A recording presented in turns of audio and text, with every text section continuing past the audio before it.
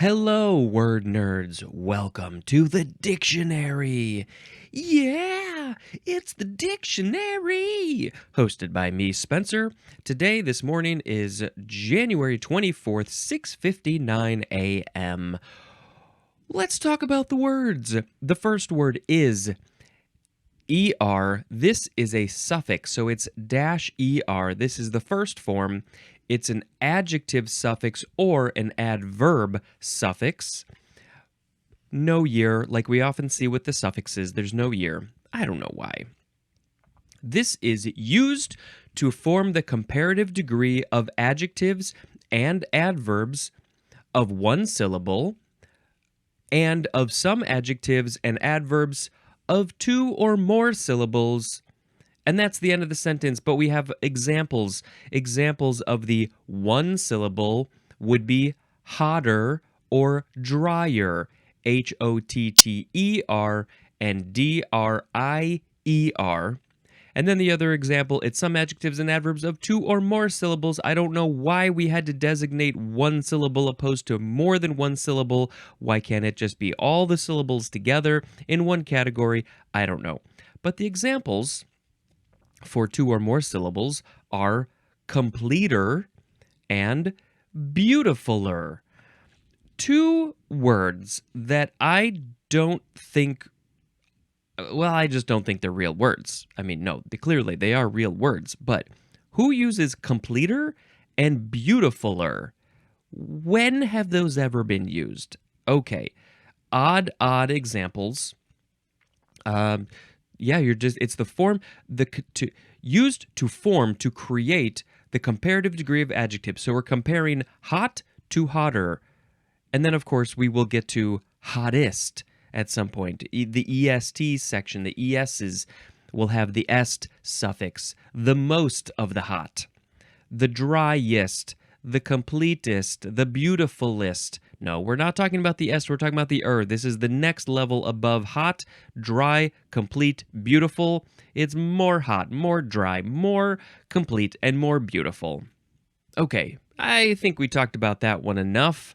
Let's see, this is from anything particularly interesting? Not really. Okay, we're going to now move on to my sound effect, which is going to be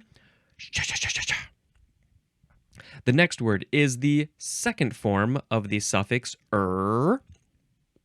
This is a noun suffix, and the other ways that you can spell it are IER and YER. Okay, there is again no year. Number 1A, this is the noun suffix, so we're not describing adjectives or adverbs, this is the noun. 1A, a person occupationally connected with. A person occupationally affected with. And the examples are furrier and lawyer. Furrier, this is not, I don't think we're talking about furries here. That's a whole different thing. I believe a furrier is one who deals with furs, who makes fur coats, something that I personally cannot agree with, but this is a job that exists. It's their occupation. Furrier, and of course the spelling of this suffix is going to be dependent on the letters that come before it. Furrier. And then the other example is lawyer. Lawyer. That's where we get the Y. That's one example of where you can use the Y. So a furrier is dealing, their occupation is all about the furs. And the lawyer, their occupation is all about the law. 1B, person or thing belonging to or associated with. And the examples are header and old-timer. Header and old-timer. A person or thing belonging to or associated with. So an old-timer belongs to the group of people who are in their old times. They are associated with the times of yore, the old times. And header associated with a head, belonging to a head? What is a header in this situation? I know a header in like soccer or football is when you hit the ball with your head. Well, there's a double header when you got two games back to back. Is that what we're talking about? Person or thing belonging to or associated with? I don't know about that one. Header and old timer. Here's 1C. Native of, and the next part is resident of. A native of a place or a resident of a place, and then you put the ER at the end of the place, as in the examples, cottager, that's with a cottager, and also New Yorker. A cottager and a New Yorker. So somebody who is a native of a New York is a New Yorker, and a person who lives a resident in a cottage is a cottager. I am a co-opper. I'm co-opting. No, that's different. 1D. One that has. One that has. One that has what? Whatever that thing is that it has, that's the first part of the word, and then you put the ER at the end. As in the example, three-decker. A three-decker bus would be a bus that has 3 decks. My bus, it has 3 decks. A three-decker. You could also have a house that has 3 decks. You got a deck on the first floor. You got a deck on the second floor. You got a deck on the third floor. You also got you're a 3-floorer. 3-floorer, 3-decker. 1E. One that produces or yields. One that produces or yields. So what is it producing or yielding? That's the thing we're talking about. As in the example, this is a weird one. Porker. Porker. Porker. This word has a lot of different definitions, and I'm not entirely sure what we're talking about here. But my best guess is that one who produces pork yields pork. This is somebody who's, well, cutting up the pigs to make the pork, make the bacon, make the ham. They would be a porker. But again, porker has other definitions. So this is kind of a weird example. I'm sure they could have come up with something else. I mean, I guess you could technically call a pig a porker because a porker pig. Because they technically produce and yield, they make the pork when they are murdered. Okay. That's all, folks, for 1E. We're now moving on to 2A. One that does or performs, and the example of what they are doing or performing is a specified action, as in batter. This is not the batter that we like to eat off of the spoon or the mixing things or the bowl. No, this is the batter who is using a bat in baseball, and they're hitting the ball with the bat. So they're a batter. Hey, batter, batter, batter, batter, batter, batter, batter, swing, batter. One that does or performs an action. This is sometimes added to both elements of a compound, as in builder-upper. Builder-upper, they're building something up, so they are a builder-up. They can't be a build-upper. That doesn't make any sense. They can't be a builder-up. It just ends too suddenly. They got to be a builder-upper. I'm going to be a builder-upper of your confidence. 2B, one that is a suitable object of, and here we again have a specified action. One that is a suitable object of a specified action, and the example is broiler. The broiler is very suitable for broiling things, and that's why we call it a broiler. 3, one that is. That's the whole definition, the whole sentence. One that is. Ooh, that could go very deep and spiritual if you wanted to, but we're not going to go there. The example is foreigner. So one that is foreign to the place that they are currently in. They came from another country. They're in this country. An alien came from all those light years away, and they came to our planet Earth. So they are a foreigner because they are foreign. This is used in all sentences. No, it doesn't say used, just saying. In all senses, YER in a few words after W, IER in a few other words. Otherwise, it's ER. I don't know why. Okay, I think this is talking about every single one of those definitions.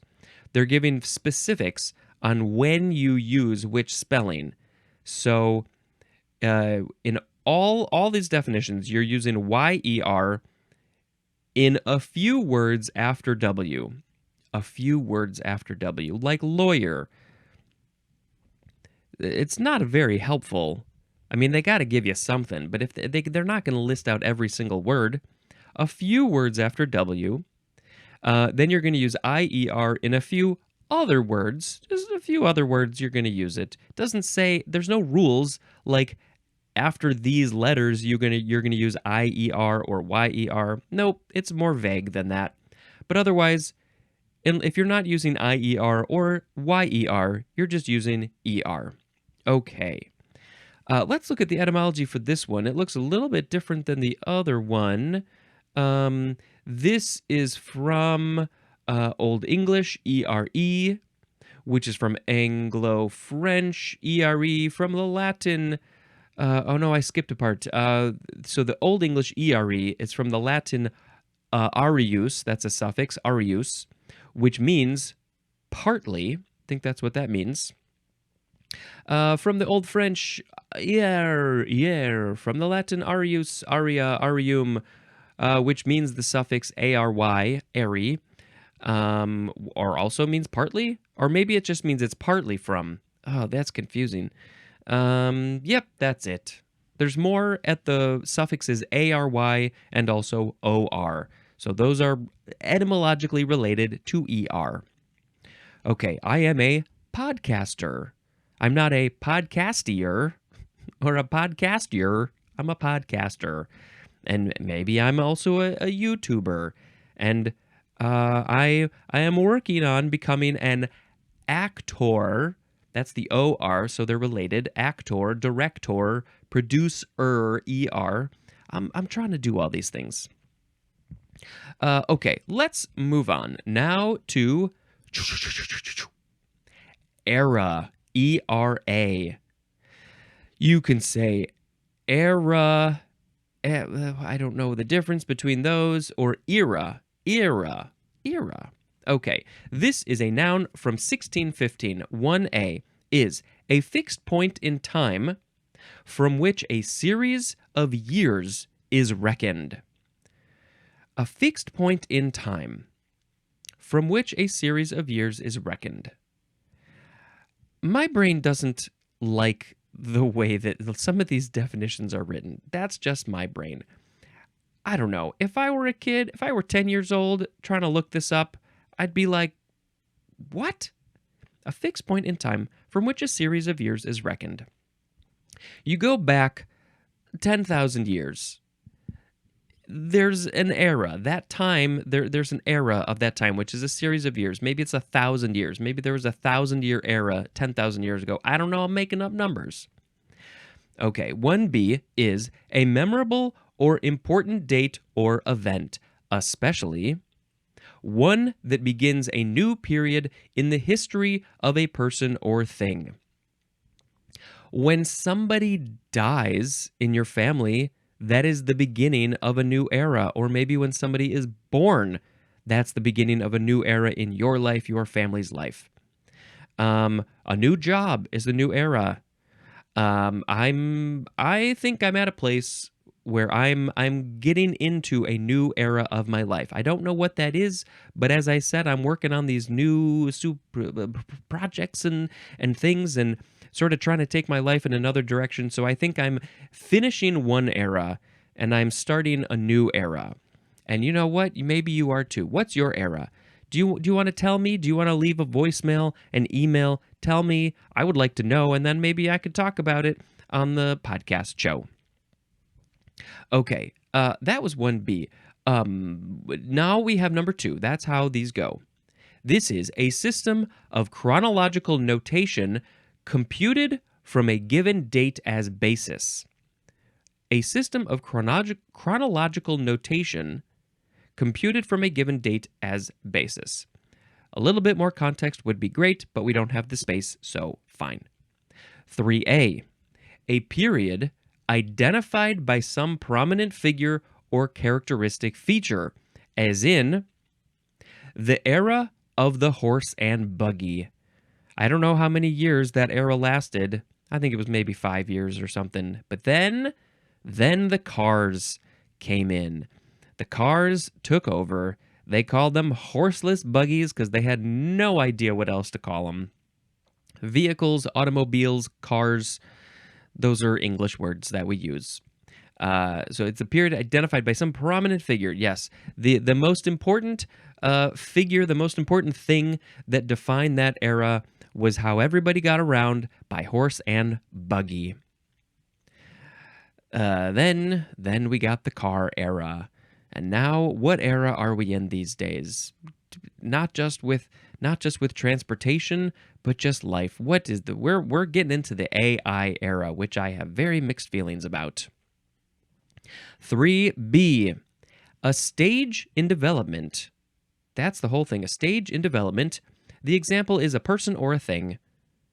A stage in development, so this is just any stage of development for a person or a thing. So when you are a human and you are growing up, any stage of develop, so the first 18 years of your life, 18 to 25, those are your formative years. That's your formative era. That whole time, you could maybe break that up into shorter eras if you wanted to, and then 20 to 25 onto, I don't know, it depends on the person, but maybe 30 or 40. That's a whole new era of your life. Typically, for most people, that's like the beginning of your professional life. It could be your whole professional life. A lot of people, start at 20, 25, and their work and their professional life goes all the way to 60 or 70. And then when you get to that age, then you're like, I don't want to work anymore. I'm done. I'm going to start a whole new era. I'm going to start my retirement era. I'm going to start my hanging out. I'm going to start my traveling era. That's a fun era. But you gotta work to get there. Right now, that's the current society plan. I don't know. We'll see where things go. Let's see. Now we have number 3C. This is a large division of geologic time, usually shorter than an eon. Usually shorter? It's not always shorter, usually shorter? Okay. As in the Paleozoic era. It doesn't say this, but I believe in the G's we have a geologic timetable. I don't know if it's going to talk about eons or eras or what, but that's going to be a fun one to talk about. I should get an expert on that one. A synonym is the word period. It's just a period of time, a period. From then to then, it's a period, it's an era. This word is from the Lower Latin aera, A-E-R-A, which it means counters. Counters? It's the plural of A-E-R, that's a prefix, or A-E-S, which means copper money. Copper money, and there's more at the word or, O-R-E. How we went from copper money? Oh no, sorry, it's not copper money, it's copper or money. Those are two, it means both things. Copper or money, and then it became counters, and then it became just like a period of time. I don't understand that one. Okay, moving on to era again, but this is all caps, E-R-A, all caps, abbreviation for 1, earned run average, and that's in baseball, and 2 is Equal Rights Amendment. We didn't see, did we see equal? I don't think we saw anything about equal rights. No, there was no thing. So Equal Rights Amendment sounds like a pretty good thing. So maybe I'll put a link in the show notes for Equal Rights Amendment, ERA, if you want to go learn more about that, because it seems like maybe it's something that we should know about. Next is eradicate. This is a verb. I believe it is just transitive from 1532. 1. To pull up by the roots. Ooh, I bet the etymology is going to say something about roots. You're pulling a thing up by the roots. If you pull a weed up, but the roots stay in the ground, you're not eradicating it. The roots can still grow more plants. You got to get the roots out of there if you don't want the thing. Yeah. Number 2, to do away with as completely as if by pulling by the roots. If this thing doesn't literally have the roots, there's no roots, this thing has no roots. If you're eradicating rats, rats don't have roots. Rats don't got roots. That's just how they go. But if you gotta get rid of the rats, it's like you're pulling them out from the roots. As in the example, programs to eradicate illiteracy. Yes, I would love to eradicate illiteracy. Illiteracy is not being able to read. I am very grateful that I am not illiterate, but some people might be illiterate, and I think we need to eradicate illiteracy. Illiteracy has no roots to speak of, but we can get rid of it as if it had roots. A synonym is the word exterminate. Yep, getting rid of a thing. Eradicable is an adjective that is a thing that can be eradicated. I mean, is there anything that's not eradicable? Eradication is a noun, and eradicator is also a noun. The one who is eradicating, the eradicator is eradicating the eradicable things. The etymology says this is from the Latin verb eradicare, which is from the e prefix plus radic or radix, which means root. Of course, we all saw that coming. There's more at the word root. So yes, the e prefix here is like taking it out, pulling it, getting rid of it, excising the roots. That's where this word literally comes from. Getting rid of the roots. Next word is erase. Erase, and I guess the British people say erase with a Z, erase. This is a verb from 1605, starting with transitive. 1a, to rub or scrape out. And the example is what you are scraping out or rubbing out is a written, painted, or engraved letters. Written letters, painted letters, or engraved letters. I don't know how many letters are painted. Okay. But, okay, if you have a letter that's painted and you want to erase it, you have to scrape out the paint, rub it out with turpentine. If it's written, maybe you can scrape it out with something. If it's written with a pencil, you can erase it with an eraser. Engraved letters. Engraved in stone? That's going to be a lot harder to erase. You got to do a whole lot of extra work to erase that. The example is erase an error. Erase an error. Oh, I made an error. I want to erase it. I got to get rid of that error. I don't want anybody to know that I made errors. That's clearly not true. I make errors all the time, and I often don't erase them. 1b, to remove written or drawn marks from, as in erase a blackboard. These are so easy to erase. Blackboards, I don't even know how much they exist anymore these days. A blackboard, the chalkboard. You get some chalk, you write on the chalkboard, and if you're done with it, or if you don't like it, you're like, I got an eraser. I'm going to erase it, and it's going to go ch-ch-ch-ch-ch. 1c is next. This is to remove from a magnetic medium.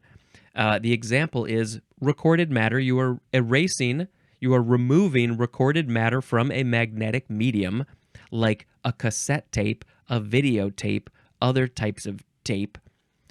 If you put a magnet by them, they might get erased. Also, to remove recorded matter from. What's the difference? To remove from a magnetic medium or to remove recorded matter from. It's basically the same thing. As in the example, erase a videotape. In the movie Fight Club, these hoodlums, these anti-capitalistic hoodlums went to a video store and held up big old magnets to all the videotapes, because this was the early days of DVDs, and so there were not so many DVDs. Those are not as easily erased, but you put a magnet up to a VHS, a videotape, and it's gonna erase it. It's bye-bye material, and that's very sad. Let's see. That was erase a videotape. Now we have 1D. This is to delete from a computer storage device, as in erase a file. You know, sometimes you got to get rid of these they files. They take up space, and if you're running out of space, you got to erase it. My phone is reaching its full capacity, so I'm going to have to erase a bunch of files. I'm going to copy them off first, and then I'm going to erase them off of my phone device. 2A, to remove from existence or memory as if by erasing. My brain likes to do this just by itself. I don't have to consciously erase things. Memories, existences. No, my brain just like, okay, that's going away. You're not going to get that back. That memory, that thought, that whatever, that's gone forever. Yeah. Oh, you know, I think I made a mistake. 1D was to delete from a computer storage device. The one that I just read, 2A, that was 2A, to remove from existence or memory as if by erasing. Now here's 2B, to nullify the effect or force of. To nullify the effect or force of. Oh, there's a big army coming to our castle, and we want to erase them. We want to stop their force, stop their effect. We're going to nullify it, so we want to erase them. There's probably a better example for that one. Here is intransitive, which says to yield to erasure. To yield to erasure. So I guess if you are a little error on a piece of paper and you need to be erased, somebody's coming at you with a big ol' eraser, and you're like, fine, just erase me. Just erase me. I'm an error. You don't want me around. That's fine. I yield to being erased. Erasability is a noun, and erasable is an adjective. This word is from the Latin verb eradere, which is from the E prefix. Again, it's all about getting rid of a thing. Plus the verb radere, which means to scratch or scrape. To scratch or scrape. So you're scratching or scraping something out. And, you know, of course, this goes back to the early days when you didn't have a fun pink block, a parallelogram, is that what it is? That you could rub on a thing to erase your pencil marks, or maybe even your pen marks if it's a fancy erasable pen. But no, you literally had to scrape a thing away, to a painting, a writing, whatever it is. That was what you had to do back in the day. So that's why we now have the word erase, because it's all about scratching and scraping away. Scratching and scraping away. There's more at the word rodent for some reason. Rodent? Well, I guess they scratch and scrape. So maybe people were like, oh, those rodents, as they're scratching and scraping on the things, they must be trying to erase stuff.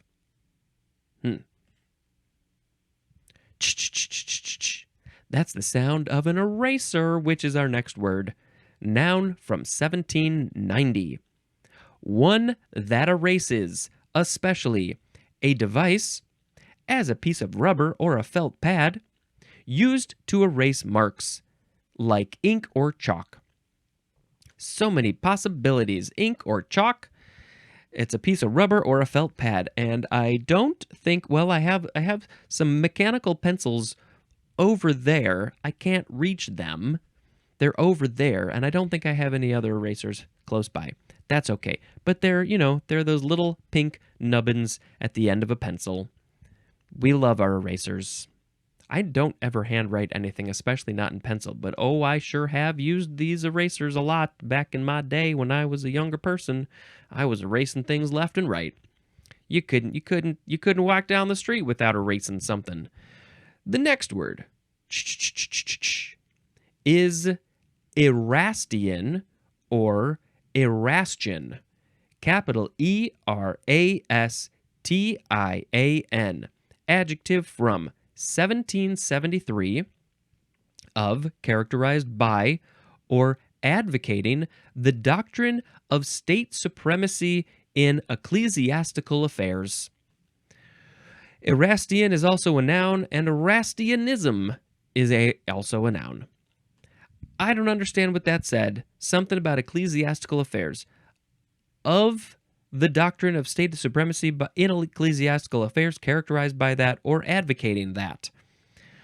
I don't know. This word it's an eponym. Let's use a good word that we just learned. This is from Thomas Erastus, Erastus, who died in 1583 and was a Swiss physician and what is this word? A Zwinglian theologian. Zwinglian. Oh, yes. I was not prepared for this word. Here. Zwinglianism. The Church of Huldrych Zwingli. What is this? It's based on an interpretation of the Bible, taking Scripture as the inspired Word of God and placing its authority higher than what he saw as human sources such as the ecumenical councils and the church fathers. Hey, okay.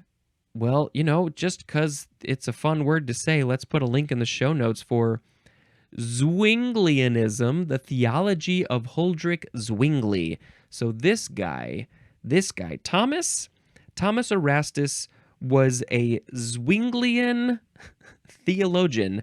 So he was studying theology, the study of God and stuff, specifically from the teachings of Zwingli. And then this guy Thomas Erastus was able to start his own whole thing, Erastian. Fascinating stuff. The next word is erasure or erasure. Erasure. I am sure that this era is great. Noun from 1734. This is an act or instance of erasing. You gotta do an erasure when you have an error that needs to be erased. The rodents are like, I'm gonna do an erasure. The last word. Erato. Yeah, that's it. Erato. Capital E. R-A-T-O. Erato. Noun from 1557. This is the Greek muse of lyric and love poetry. How beautiful. Let's put a link in the show notes for Erato. We will probably see, Eros, I believe that would be E-R-O-S. I would assume that that's going to be in here somewhere. Here we go. Oh, there's a bunch of definitions for Eros. Yes. And a whole bunch of other love-related words in that area. Okay, so yes, Erato, the Greek muse of lyric and love poetry. That's great. It's word of the episode time. We had today era, ERA, eradicate, erase, eraser, Erastian, erasure, and erato. I mean, do I want to pick erase? Erase and eradicate are very similar. They didn't specifically have similar etymology exactly, but they are similar ideas. You got to erase something, eradicate it. Let's see. Do I want to pick? Let's just pick eraser as the word of the episode. My name is Spencer. I'm an eraser. When I'm doing an erasure, with an eraser. That's fine. That's fine. Okay, let's talk about a movie I watched because that's a fun thing I like to do. Let's talk more about movies. Where are we? May, December. I think that's the next one. May, December. It's a very sort of odd meta movie because it's about an actress played by an actress following somebody who is an actress playing somebody else, trying to study what she's like and get to know her so she can play her in a movie. It's sort of odd and weird in that way, and I'm curious, and it's based on real people, and so you'd think that there was actually somebody who did this process in real life, but I don't know, maybe not. But anyway, yeah, it's a really interesting, and I didn't know anything about the real people. Real quick, it's the story of later, like 20 or so years later, an adult woman got into a relationship with like a 6th or 7th grade boy and ended up going to jail and having his baby, and they are now still together. And so it's sort of the story about learning about that, and then, of course, the actress following them and learning about them, and so you sort of get to learn about them through her eyes. And she's got an interesting story because she's trying to become this person. Anyway, it's an interesting movie. Great acting, interesting story. Go watch it right now. Turn off this podcast and go watch May, December. Okay, that is the end of this episode. Thank you very much for turning it on. I sure do appreciate it. Please go write a review or something. That'd be great. This has been Spencer dispensing information and then erasing it. Goodbye.